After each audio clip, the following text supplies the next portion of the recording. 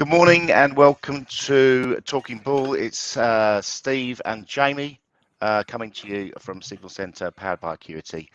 And well, we're on our own today, Jamie. So we're, I'm sure Joe's sitting on the beach watching us fail miserably. I was going to say, I'm sure Joe's got us. He's up nice and early. Or is he's further ahead, isn't he? So he's probably locked in and ready to engage with the stream as we go. Yeah, I'm sure he will be.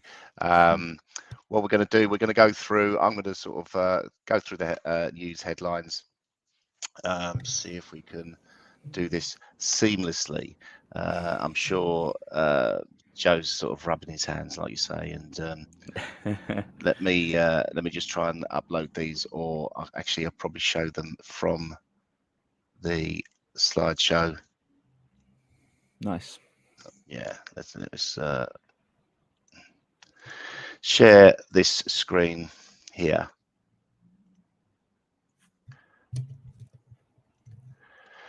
Yeah, so we got oh, that's the wrong one, Stevie boy. You've gone back. Latest headlines. We're going to run through those first, and then we'll dive into the technical charts, which I'm sure everyone's desperate to see how we've interpreted the start of the week. So we've got a solid US jobs data that came out on Friday. We obviously had a bank holiday here in the UK. US non-farm payrolls increased by 390,000 for May after a revised increase of 436 the previous month and above consensus report forecasts of 325. Manufacturing increase was held to 18,000, while there was 36,000 increase in construction jobs. There was, however, a sharp decline in retail jobs of 60,000 for the month. US services sector growth slows. The ISM non-manufacturing index retreated to 55.9 from 57.1. Fed nerves increased again. US yields higher. Cleveland Fed President Mester stated that the labor market was strong and that it was too early to say if the data changes policy. She reiterated that the Fed was on track for a further 50 basis point rate increase at the June and July meetings. Oil prices continued the bull run at 12 weeks high now. WTI posted gains to above $120 a barrel, really sort of pushing on, not sort of like slowing down at all. We've had a little bit of a pullback in saying that over the weekend, and we'll sort of like dive into that and get the actual levels in a moment. We also had Bank of Canada hiked interest rates again. That was, as expected, a 0.5% increase to 1.5%, and that was in line with expectations, as I say. RBA is expected to hike rates again, so we'll keep an eye on that.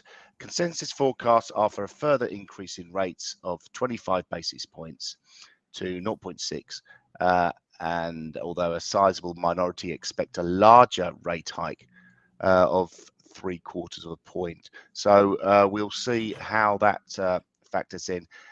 Jamie, do you want to take us away maybe on the indices and stocks while I start prepping for the FX and commodities and cryptos?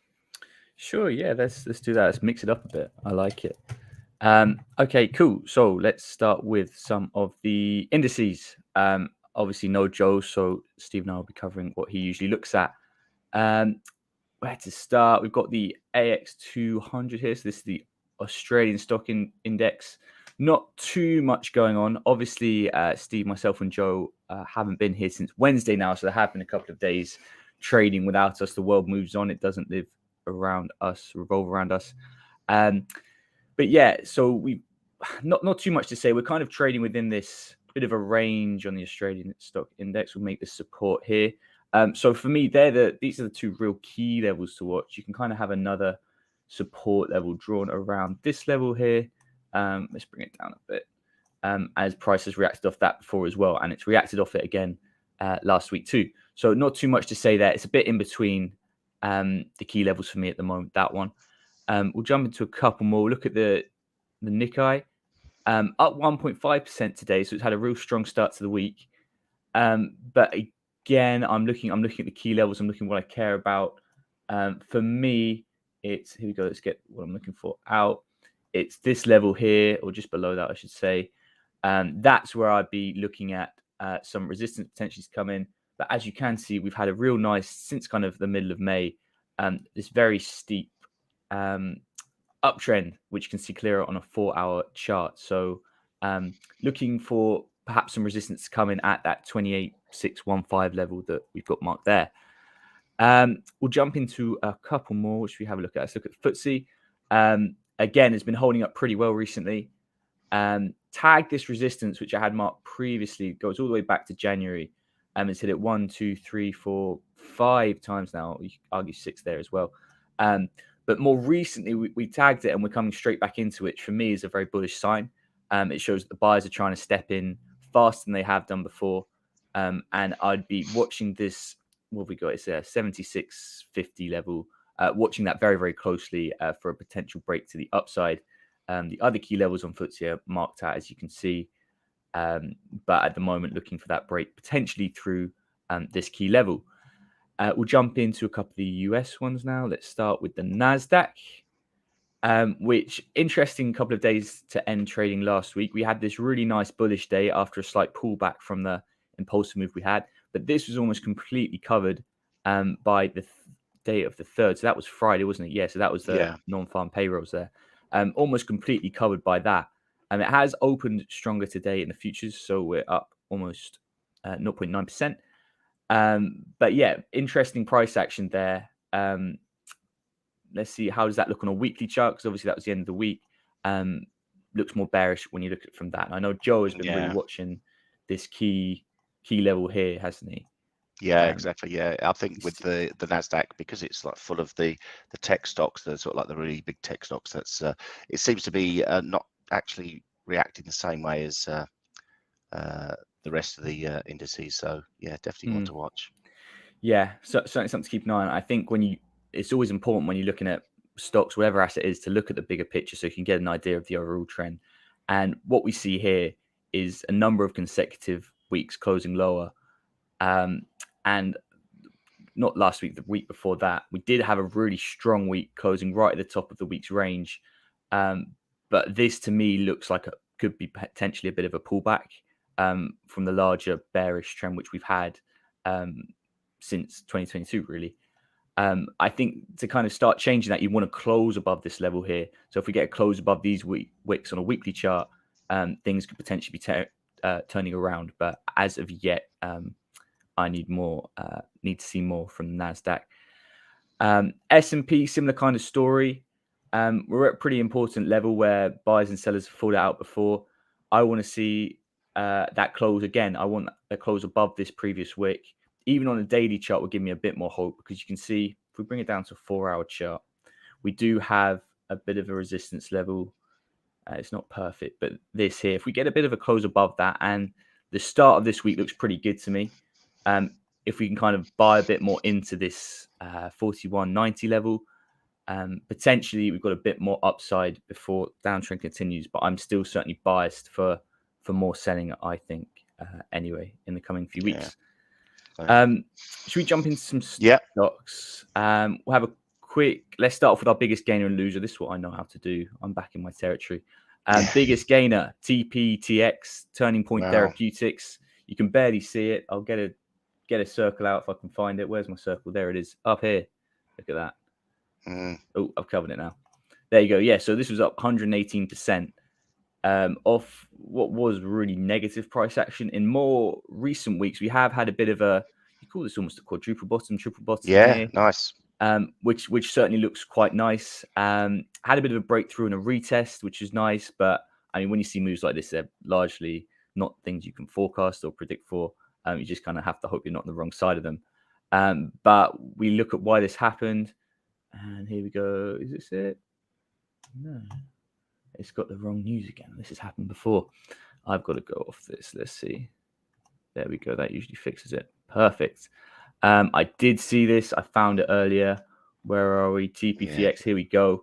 jumped 118% after agreeing to a 4.1 billion all-cash out buyout offer from Bristol Myers Squibb. I like the name Squibb, that's cool. Whose shares ended 0.1% higher. So that is why we had the big jump for TPTX. Nice. On the flip side of that, we had this pretty negative candles you can see on RLYB, Rally Bio Corporation. Volume picking up as well. You'd never like to see that on a negative day.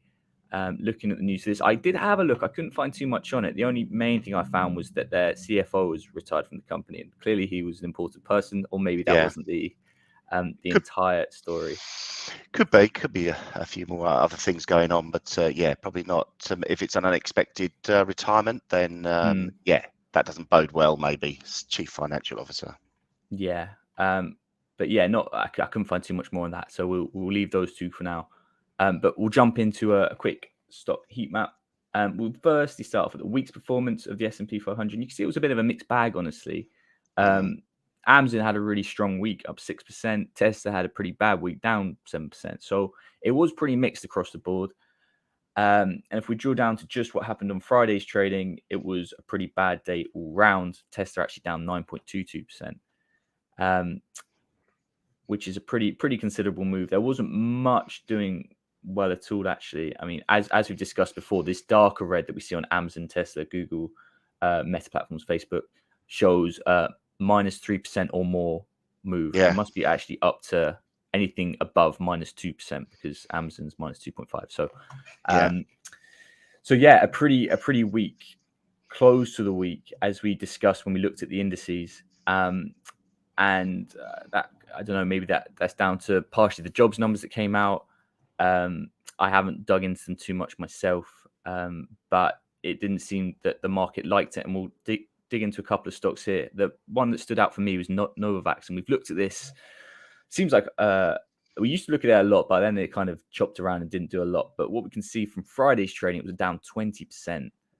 So a really considerable down move. Is there any actual news on what happened here? I think just generally the healthcare sector really struggled. Issue statement on FDA briefing document and shares plunge on Friday. So yeah, and you can see what's really key for me here, as I always look for in these moves, is this. Look at this volume we've got here. So considerably, I mean, that's about 3 times above the daily average daily volume we have here. So if you see in the top left, you can see where it says volume. The volume on Friday's trading was 23 million, just over 23 million, and the average is 6.2 million. So way above the average move, and yeah, a pretty bad close. At one point, it was down a lot further as well. You can see it actually did buy up off this previous support level down here. So not looking so hot for Novavax. We've kind of thought that for a long time now. We certainly need to see more from this before there's any kind of turnaround. But yeah, a really negative day there. Coinbase, we've looked at a few times recently with the potential of this bullish flag. But what I've seen in the last kind of week or so doesn't bode well for me at all in terms of the bulls. So again, looking at the volume, and that to me is really important. We like looking at volume here. But you can see on this rally high we had, the initial dip that was bought, the volume was pretty good. That was after that really extended sell-off on the back of Luna and all of that. But we had what we thought potentially could be a flag. The volume, when it broke through, for me, wasn't doing enough. You can kind of see where the 20-day volume is. That was off the back of these really large volume moves, so it was inflated. But nevertheless, what we saw on the 31st of May was this this candle here, which you kind of argue it's a bit of a doji. It closed pretty similar to where it opened, but the volume was really high, and it did actually close lower than where it opened on the day, despite gapping up. And then the follow through from the next day as well, I didn't like much at all. So not looking so hot for Coinbase. We'll look at a couple more while I looked at Costco. Costco's at a pretty important level. That Thursday's trading period was this really positive candle here. Straight back into this previous resistance, well, it's previous support, but now it becomes resistance. And it reacted off that on Friday. So be interesting to see where Costco goes from this key level. GME, we've looked at a lot. It doesn't seem like the earnings are anything that people were too upset about. It was a surprise. So it actually did underperform what analysts were estimating. But it didn't seem to really phase people invested in Jimmy. We're still kind of chopping between these kind of key levels. It seems like price is tightening up a bit, so we'll see where it goes from here. But not too much to say. We'll look at Pfizer quickly. Pfizer had this previous resistance level. We actually put out an idea for this, potentially shorting it at this resistance here at kind of 50, about 55, give or take. We had this doji candle at the top. Let me highlight that, which for me, especially seeing that at the resistance level, is potentially a good opportunity to get short. So we did, and yeah, so it started to pan out quite nicely. We had a bit of a, you can see these last two candles are a bit more bullish, but we'll see how that one plays out. But to me, that seemed like a pretty good risk reward idea, kind of with the stop just above the recent high, and targeting these kind of previous supports down here. So we'll see how that goes. I think we can call it a day on the stocks and the indices there. But yeah, certainly we're coming. It seems like all these weeks seem really key at the moment, but especially with the indices at that kind of key level, I think this week will really show the direction of the next month or so. If we can't get a close above that key support, become resistance, I think we will see an extended sell-off. But let's wait and see. Yeah, it definitely feels, for me, it feels like we're in a bit of a bear market. I think that should continue. Let's take a look at, start off with cryptos. We'll look at Bitcoin, obviously. Finished the week looking rather poorly. However, it is in this band of support, and that's like an inverted hammer. So although that it opened and closed around the same levels from the start of the week to the end of the week, the inverted hammer can sometimes prove to be a little bit of a bullish signal. So on the weekly chart, doesn't look too bad. We're at the bottom of this volume area, so it's quite key level of support. A break of the 28,000, a clear close below that on a weekly basis for me would be very negative indeed. I still feel like we are heading that way. Looking at the daily chart, we can see that we've had a decent bounce back this morning. Actually, around about 1 o'clock this morning, we saw prices move higher. Let's see if we can continue to extend. Resistance really coming in for me around about the 32.5 to 33,000 level. That's key. Breaking that would lead maybe to an up move towards the 38,000. However, as I say, I'm definitely on the bear track with this one. Looking at commodities, gold on the weekly basis, bit of indecision. Doji, after we've had a couple of weeks of decent price action, we made a higher high coming in at 1874, but we also saw that skirted with lows that we haven't seen for a couple of weeks, 1828. So real indecision in the gold market. As we know, the dollar we'll have a look at the dollar in a minute. That's been pretty weak, and that's lent a supportive hand to gold. Price action from Friday was overall negative, like a bearish dark cloud cover, and we can sort of maybe say that this channel hit the sort of like resistance level at the top. 50% Fibonacci retracement level was at that 1874, so that's hit that to right on the button. We're still above the 21-day moving average, but we're flirting with it. 1842 that comes in, so only $9 above that, so need to be careful with that one.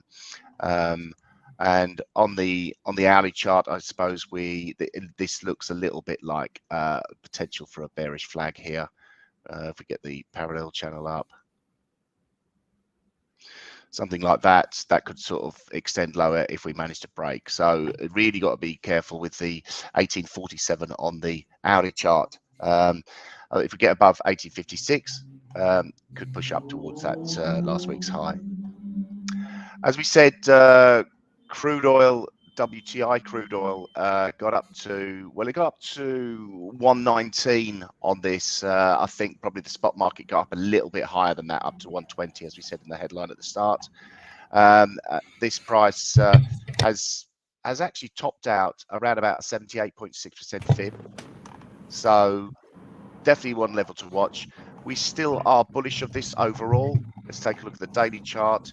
We can see we've had really good price action over basically Thursday and Friday.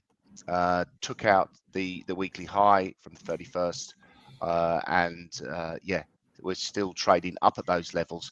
And you can see from the volume distribution at the side here, we are really sort of outperforming on a sort of like a volume basis. Most of the volume in WTI has taken place over this time frame, over this sort of like this year. Most of the volume has taken place around about down at the 104 up to the 110 or the 110 level. 109 really sort of like showing to be quite a pivotal point. So yeah, it's price action expected to be quite volatile around these levels. We'll see how that plays out as the week goes on. Nat gas, I looked at this a few weeks ago, really looking at the potential for a bit of downside towards $8. It hasn't quite got there. It's stalled at 8.13. It's rallied back and has had quite a nice pop this morning, opening up at 8.81. So maybe we're seeing a little bit of positive news flowing into the natural gas also. Taking a look at Forex, diving straight into the euro dollar. We saw price action was pretty negative after non-farm payrolls on Friday. A little bit of indecision after a positive day on Thursday. We're still in this corrective phase within a larger downtrend. So still a little bit of potential for the upside while we remain above the 21-day moving average. I'd be quite positive on this, but from a price action perspective, really need to get above the 107.85 level to really sort of like push and retest the boundaries of the bears who are dominating euro dollar at the moment. Looking at cable, sterling dollar, again, two-way price action finishing off last week on a negative footing, a little bit closer to that support of the 21-day moving average. So the level to watch really for me around about the 124.50-60 support level. Expected buyers to come in again there and hold on. And the resistance above, really looking at targeting the 126.70 area. So see how that plays out again. Dollar index, quickly look at that. Obviously, we can see we've had this really sort of like strong sell-off after an exponential move higher. Friday was pretty positive overall for the dollar, and a little bit further potential for the upside. The band of support coming in at 101.30 to 101.165, and resistance for me coming in at 102.70 to 103 on dollar index. So dollar yen, that's been pretty positive for that overall. We're flirting with the resistance 9th of May high, which is the highest we've seen for a long time. We're still probing that area. So really key to sort of like try and get above that 131.38 level or area. Trading at 130.60, just below there at the moment. And maybe a little bit of indecision from Thursday, but then Friday just like took the bull by the horns and forced its way up to retest that resistance level. So a little bit more on the upside potentially before we get sellers coming in. And finally, I'll finish off with Aussie dollar, and we can see from Friday didn't like it at all. So we saw a really nice bearish dark cloud cover there, and further negative downside today. So that was pretty much it from there. What we're going to look at now, or going to sort of dive into, is we're going to look at the what we tend to have a bit of fun with, and it's we call it a gun to head challenge. Each participant, so that's myself and Jamie today, picks a trade live on air. Each idea must have a stop and a target with at least a 2-to-1 risk reward ratio. We place these ideas and we publish them onto our platform at market. They expire at 9 p.m. or when the stop target is hit. We do keep a record of all these trade ideas, and maybe we can see how they did on Friday.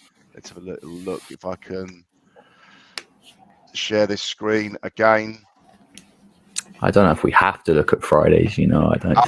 Oh no, sorry, it was actually Wednesday as well. Wednesday, yeah, no, I can't even remember. That was so long ago that even happened, I thought. Yeah. I think you had didn't you have a nice win, Steve? Am I wrong in thinking? Or maybe I'm wrong in thinking. Well, we will see. Joe looks like he was stopped out around about 2 o'clock on Wednesday. He was short of NASDAQ. Jamie. Shambles. That's why you have a stop loss. Yeah. Yeah, exactly. Stop loss really sort of like proved to be really important there. Oh yeah. That bam. Yeah. Did all right. Huge. So it's funny, Joe went short of NASDAQ, I went short of Dow.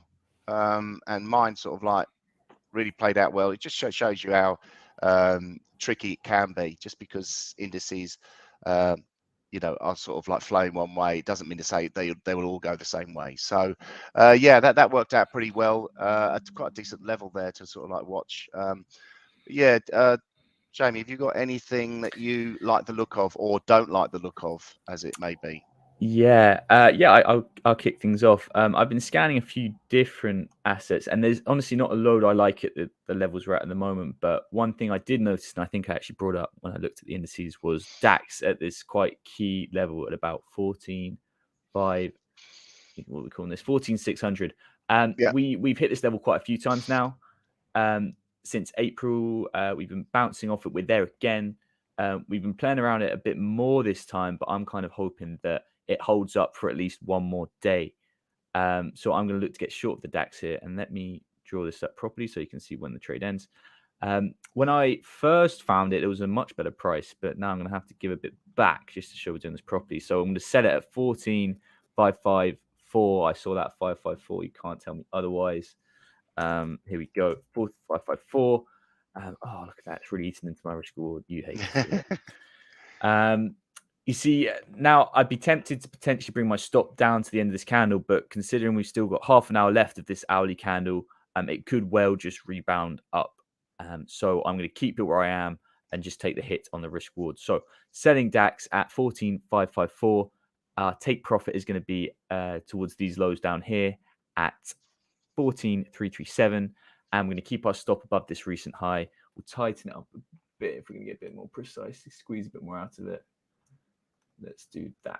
So our stop will be at 14,648, which gives us 2.31. So it was nicer 15 minutes ago, but that's part of the game. It has to be a live trade done on stream. So we'll keep it at that. So looking for 2.31 R on my DAX short today. Excellent. Nice one. Thank you. Let me dive into mine. Cool. So I'm going to take a look at NASDAQ. So I'm going to go do the same sort of thing, Jamie. I've got this. I do have a bit of a negative feeling about price action this week. Now, I showed this off a few weeks, well, last week sometime. And in NASDAQ, we seem to see these phases, these formations, these continue to replicate. And while we're in a downtrend, I can see it just playing out again. What we do, we seem to see this sell-off. We see a break of the support, a reaction higher, making almost a new high or retesting the previous high and then selling off. Same sort of action here. Are we going to do the same thing here? We sold off, made a new low, pushed back higher. We've taken out the previous high and look to be stalling again. This is a 4-hour chart. So maybe we're sort of like just setting ourselves up for the big sell-off. I still can't help but feeling bearish. So when I go to the hourly chart, it fills me with glee to see this little candle here that's forming. As Jamie said, we've still got 25 minutes to go on this hourly chart. So there is potential for anything to happen in that time. But a shooting star candle for me is negative. It's nice to combine it with other reasons to sell, but we're doing this Gunter challenge, and we haven't got that luxury. Although I would like to say that there there may be some resistance around about this level from these slight spikes higher. So I think it's quite a pivotal level. But I can keep the stop very, very tight indeed. So when I publish this trade, which will be shortly after the show, I'm getting short around about the 12,658.5 level. My stop on this trade, I'm going to give it a 75 tick stop. That's too much. That's too much, Steve. 50 tick stop. Yeah, let's do a 50 tick stop and really target a move back down to these several levels. So yeah, let's round it up. Nice little 4-to-1 risk reward. Selling Nasdaq 12,658.5, targeting a move to 12,458.5, and the stop is 12,708.5. So a 4-to-1 risk reward on the little Nasdaq from there. So I'm happy with that. Cool. Yeah. Good luck. So let's take a look at what we're expecting this week. We've got the Reserve Bank of Australia monetary policy decision, as we've said, expecting to hike rates. Key events over the week, we've got ECB policy meeting on the 9th, US CPI, very important inflation figures, on the 10th, and the Canadian employment report on the 10th also. That's Friday. They normally come out on the same day as the US non-farms, but obviously they didn't. Maybe they had a day off last week as well as us. But yeah, that's pretty much it for us. Thanks for joining us. We'll be back again tomorrow to run you through our trades, our underhead trade ideas, and see how we've done on that, and also fill you in on the price action, where it's moving about, and all the technicals behind it. So thanks for joining us, and we'll see you tomorrow. Thanks.